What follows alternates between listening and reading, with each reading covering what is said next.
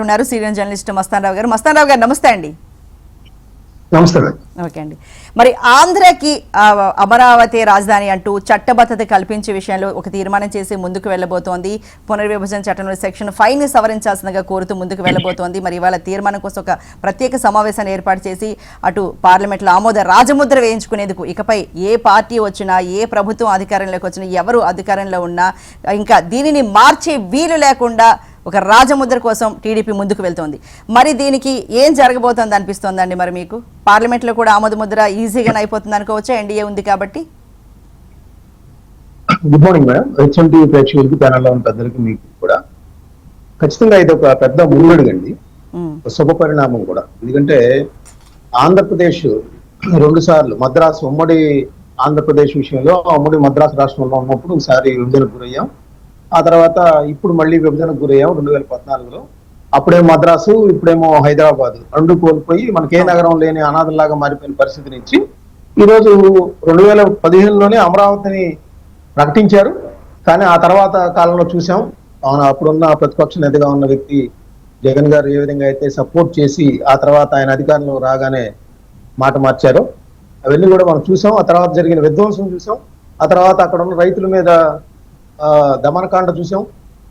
ఆ తర్వాత ఇప్పుడు కొంత మేల్కొంది తెలుగుదేశం పార్టీ కానీ భారతీయ జనతా పార్టీ కానీ. ఎందుకంటే 2015లో అమరావతి పేరు పెట్టినప్పుడు అప్పుడు ఎన్డీఏలో భారతీయ జనతా పార్టీ కూడా ఉంది. కానీ ఈ చట్టబద్ధత అనే అంశం మాత్రం వాళ్ళు ఎంతో నిర్లక్ష్యం ప్రదర్శించారు. ఆ రోజే చేయాల్సింది ఇది, ఈ పని ఆ రోజే చేయాలి. అంటే వాళ్ళు ఊహించుండరు జగన్మోహన్ రెడ్డి గారు లాంటి వ్యక్తి ఓకే సపోర్ట్ చేశారు కదా, తర్వాత వచ్చిన తర్వాత ఆయన మాట మారుస్తాడు. ఎందుకంటే జగన్మోహన్ రెడ్డి గారి మీద విమర్శలు చేస్తున్నప్పుడు, ఈయన ఇక్కడ రాజధాని ఉంచడం చెప్తున్నప్పుడు సద్దల రామకృష్ణారెడ్డి గారు కానీ, రోజా గారు కానీ, పేర్ని నాని గారు కానీ, నందిగామ సురేష్ గారు కానీ వాళ్ళందరూ వెళ్ళి ప్రెస్ మీట్లు పెట్టి ఇదిగో ఇల్లు కట్టుకున్నారు, ఇక్కడే ఉంటది, చంద్రబాబు నాయుడు గారు దుష్ప్రచారం చేస్తున్నారు, అది తప్పు అని చెప్పేసి అందరికి వేలన్న చెప్పారు.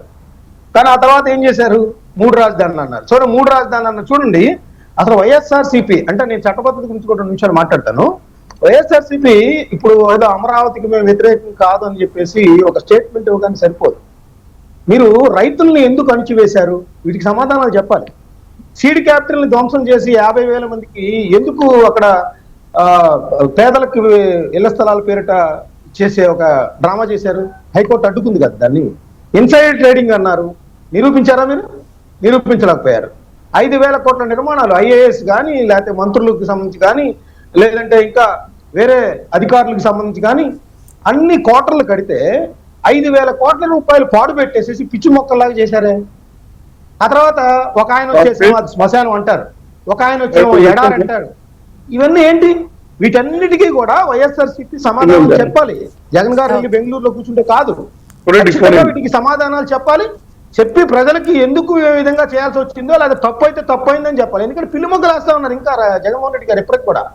కాసేపు ఏమో తాడేపల్లిలో ఉంటే బాగుండేది, ఇన్ని వేల కోట్లు అక్కర్లేదంటారు. కాసేపు ఏమో నాగార్జున యూనివర్సిటీలో పెట్టండి అంటారు.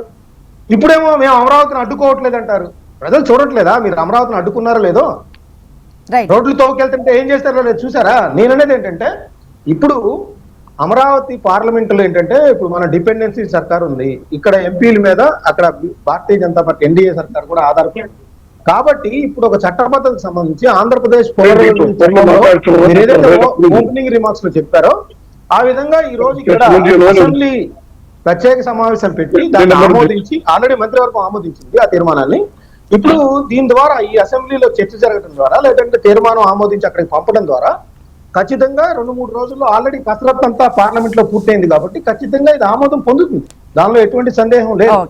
అయితే ఇక ముందు ఒక్క సెకండ్ మేడం, ఇక ముందు కూడా ఈ జగన్మోహన్ రెడ్డి గారు కావచ్చు, ఇంకెవరైనా అధికారంలో రావచ్చు, వాళ్ళు ఏదో రాజుల్లాగా ఇక్కడ ప్రజాస్వామ్యం విధంగా నేను కోరుకున్నదే రాజధాని అనే వితండవాదానికి తావు లేకుండా ఇదొక మంచి పరిణామంగా నేను చెప్తాను.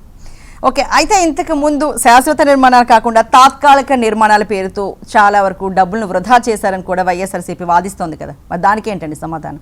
ఖచ్చితంగా అండి, అది ఆ విషయంలో చంద్రబాబు నాయుడు గారు సమాధానం చెప్పాలి. ఎందుకంటే ఆ రోజు ఉమ్మడి ఆంధ్రప్రదేశ్ కి సంబంధించి ఉన్నప్పుడు హైదరాబాద్ అంటే జరగగానే ఆంధ్రప్రదేశ్ 10 ఏళ్ల పాటు ఉంచమని చెప్పారు. లింగారెడ్డి గారు దయచేసి మీరు మాట్లాడొద్దు ప్లీజ్ అండి. మీ ఆడియో ఆన్లో ఉంది కదా, వినిపిస్తోంది, చెప్పండి మస్తాన్ గారు. ఆ రోజు అక్కడ ఆయన ఒక కేసులో ఇరుక్కోవటం, అక్కడి నుంచి పరిగెత్తుకు రావటం, ఆ సందర్భంగా ఏంటంటే ఆదరాబద్రాగా ఒక అసెంబ్లీని సెక్రటరియట్ నిర్మించడం, లేదా మేము పూర్తి పర్మనెంట్ నిర్మాణాల తర్వాత కడతామని చెప్పడం కూడా తప్పే. ఆ తప్పు కాబట్టే కదా జగన్మోహన్ రెడ్డి గారు లాంటి వాళ్ళు ఇట్లాంటి పిల్లి మొక్కలు వేయడానికి అవకాశం ఏర్పడింది. ఆయన ఏదో నేను 3 రాజధానులు అవన్నీ కబుర్లు చెబుతున్నారు, కానీ ఆయన చేసిందంత తప్పు కదా. అమరావతిని నేను మహానగరంగా నేనే నిర్మిస్తానని జగన్మోహన్ రెడ్డి గారే స్వయంగా ప్రకటించారు. ఆ తర్వాత ఏం జరిగిందో చూసాం. ఆయన ఎన్ని పిల్లి మొక్కలు వేస్తున్నారు, ఈ రోజు కూడా వేస్తా ఉన్నారు. కనీసం ఈ రోజు ఆంధ్రప్రదేశ్ చరిత్రలో నిలిచిపోయే ఒక చట్టబద్ధత కోసం ఒక అసెంబ్లీ పెడితే, ఆ రోజు మీకున్న ఏదైనా అనుమానాలు ఉంటే ఈ రోజు వెళ్ళి నిలదీయండి. చంద్రబాబు నాయుడు గారు నిలదీయండి వెళ్ళి. మనం వెళ్ళి బెంగళూరులో కూర్చోవడం ఏంటి? అసలు ఆంధ్రప్రదేశ్లోనే లేవు మనం. ఒక పెద్ద చర్చ జరుగుతూ ఉంటే అసెంబ్లీలో ఆంధ్రప్రదేశ్లో లేకుండా వెళ్ళిపోవడం ఏంటండి? ప్రజలందరూ కూడా దీన్ని యావగించుకుంటున్నారు. ఇది కరెక్ట్ కాదు. ఇది 11 మంది సభ్యులు ఉన్నా కూడా ఆయన పోరాటం చేయాలి.